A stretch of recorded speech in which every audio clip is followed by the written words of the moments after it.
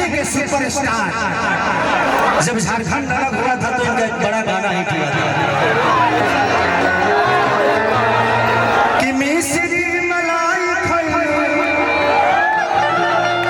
हमारे आनंद वाले उस गाने को गाया था कि मिश्री मलाई खइलो खइलो काला कंद अब का खइलो सफर अलग भइल झारखंड अब का खइलो सफर। तो लभी बाबा का प्यार अटूट है, ये हमारे बीच में है, हमारे लिए कम गर्व की बात नहीं। ऐसे महापुरुष बहुत कम पैदा होते हैं और हम सबके बीच में है। इससे बड़ा उत्सव हम सबके लिए कुछ नहीं हो सकती।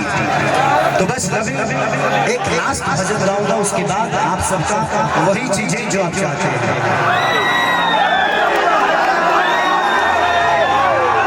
कि कमर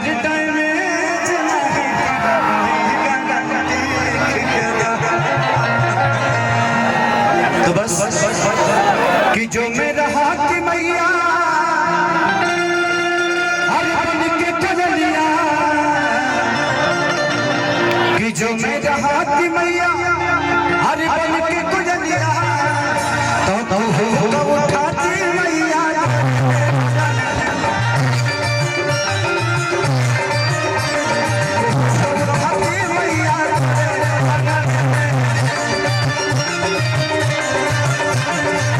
जो मेरा हाथ मैया बन के कजलिया, जो मेरा हाथ मैया बन के कजलिया वो उठाती मैया।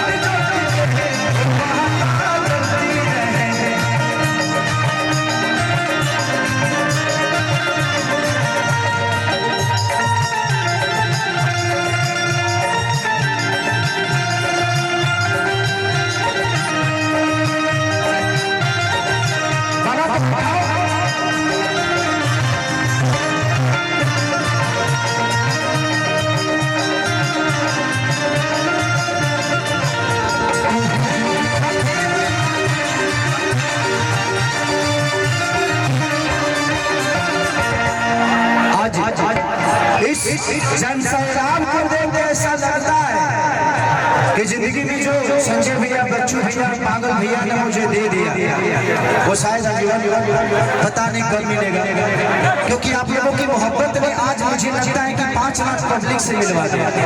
जब मैं आ रहा था तो पूरा रोड जाम था, यहाँ आने के बाद कैसे कैसे आप लोग यहाँ तक, लेकिन उससे बड़ी बात आपकी व्यवस्था बड़ी प्यारी, यहाँ के प्रशासन बड़ी प्यारे हैं, यहाँ के हमारे बाउंसर बड़े प्यारे हैं। अलग बात है कि लोग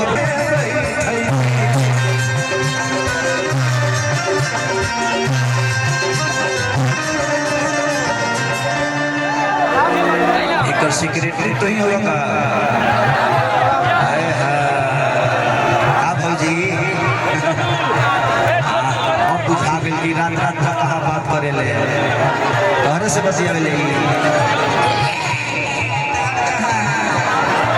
सिकिया के बिनती में आसन लगाई थी वही पहनाई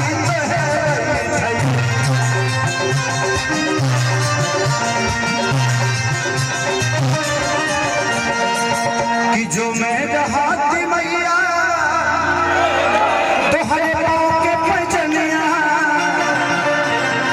कि जो मेरा हाथ मैया हर तो हर पाँव के पैजनिया तो क्षमा का उठाती मैया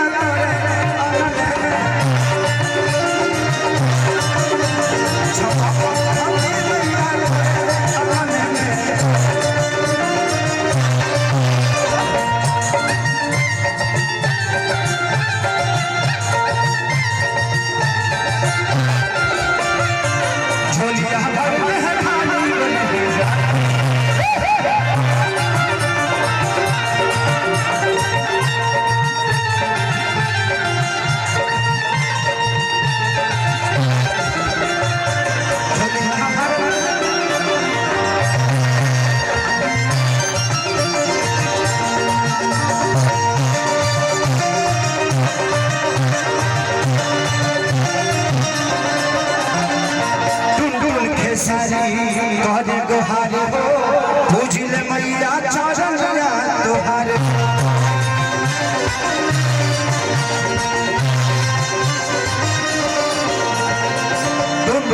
खेसारी करे ले गुहार हो पूजिल मैया चरनिया तोहार हो।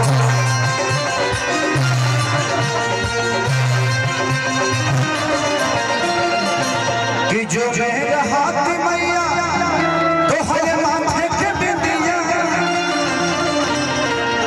कि जो मेरे हाथ मैया तोहरे माथे के बिंदिया चले तो चमक उठाती मैया तोरे